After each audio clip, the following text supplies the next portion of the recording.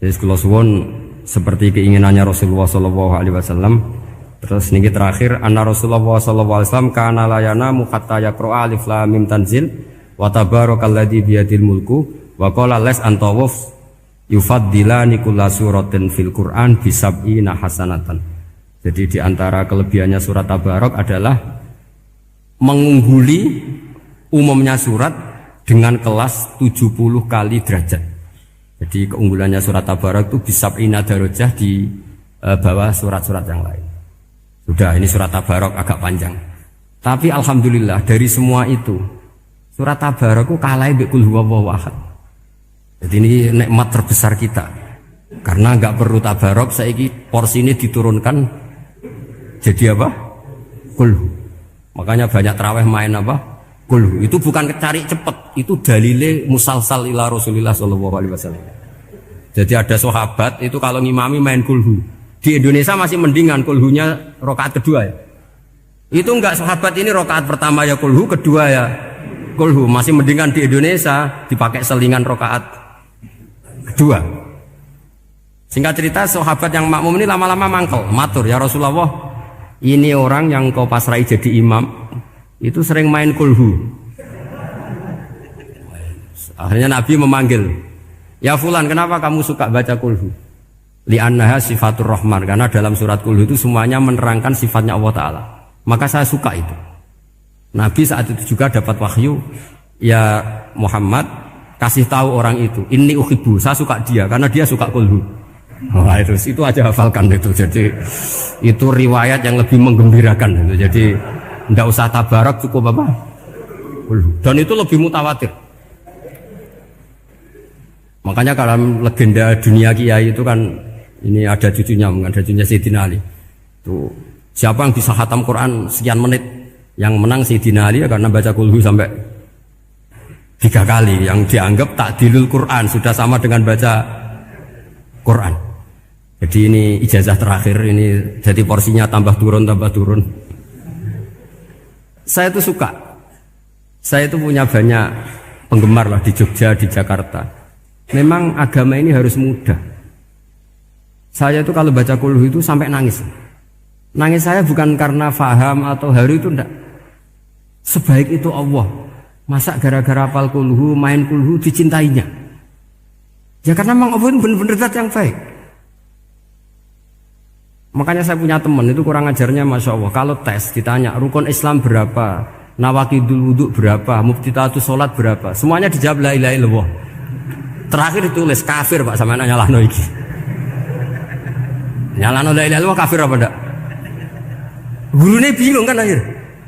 Di ek iku la ilaha illallah kok di ek. Akhirnya bocah diceluk, "Cung, maksudem piye? Mun sampean wani ngeek Pak, kafir Pak." Akhirnya sugahno ribet-ribet. Pertanyaan apa tuh? Ma muktilatus sholat ya la ilaha illallah. Nah gitu wudu ya. Tapi jangan tiru lho. Lah gurune kok pengen wani kafir. Siapa yang berani nge-ik la ilaha illallah? Ya ana meneh sing buwel iku. Angin belinge iku disurati wong tuane. Kalau nu mondok sarang era kuno, dadi ijek lugu wong.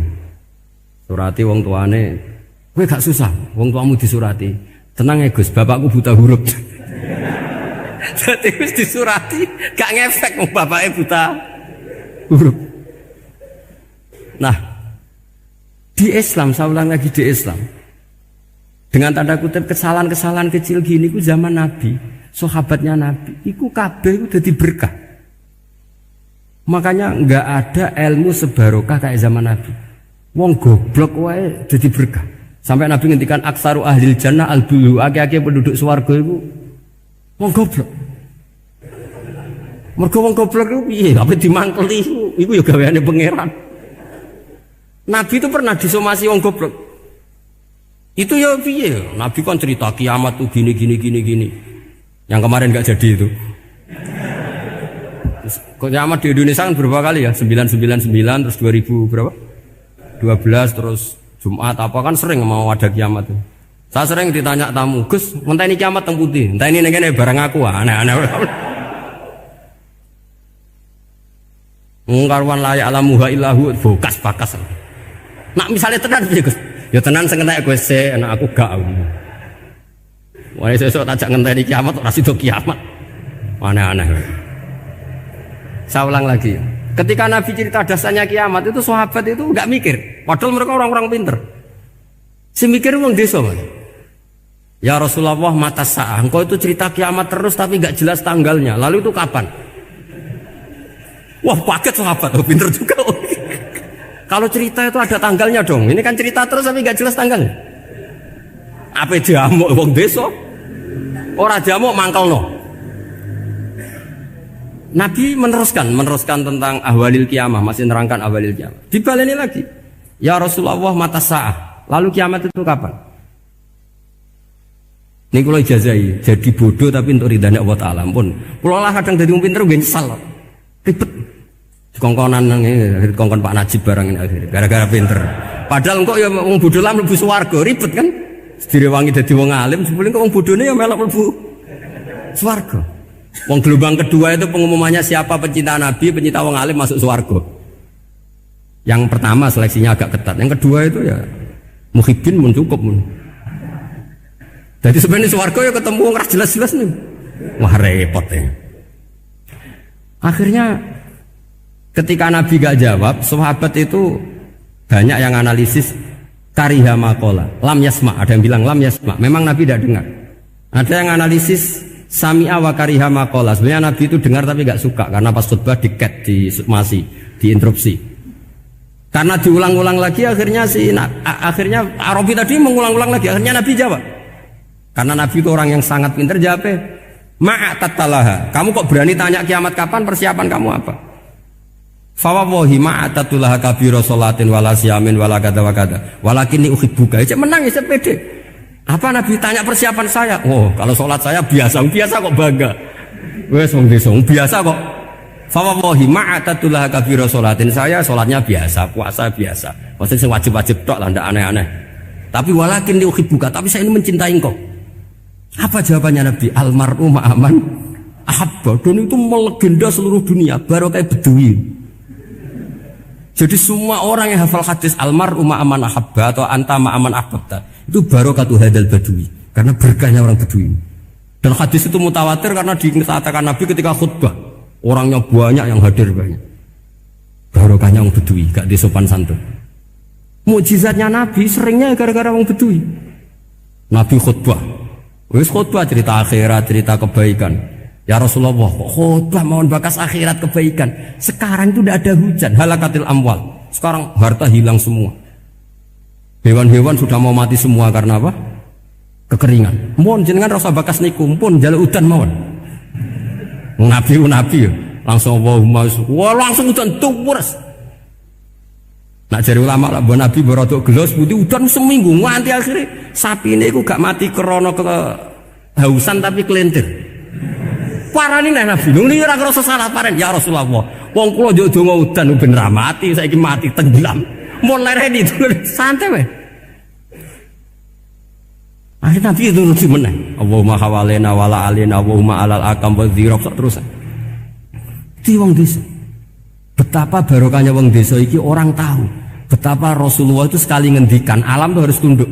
Jadi min mu'jizati Rasulullah sallallahu alaihi wasallam itu sekali ngendikan alam itu harus ngikuti.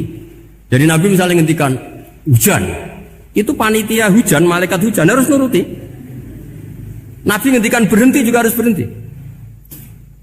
Makanya enak jadi Nabi itu. Tapi kamu nggak mungkin, sudah tutup, tidak ada mungkin. Makanya Nabi itu pernah minta dalam satu maidah, ya fulan saya ambilkan dirok.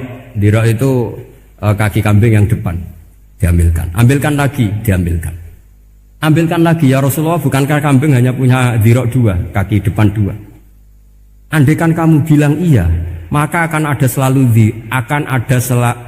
selalu ada dirok selagi aku minta-minta. Karena alam ini akan mengikuti.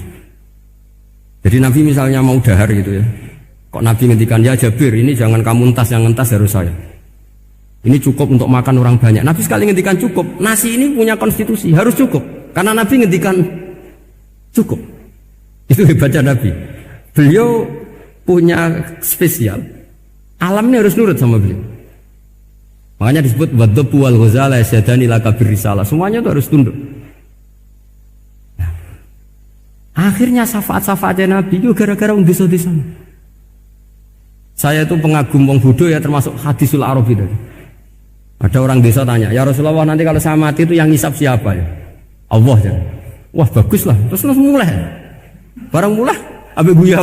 Nabi iya karpe, dipanggil lagi. Ya Arabi, kenapa kamu tertawa-tawa terus pulang? Ya bagus lah kalau yang ngisap Allah. Selama ini hubungan sama Allah saya baik-baik saja.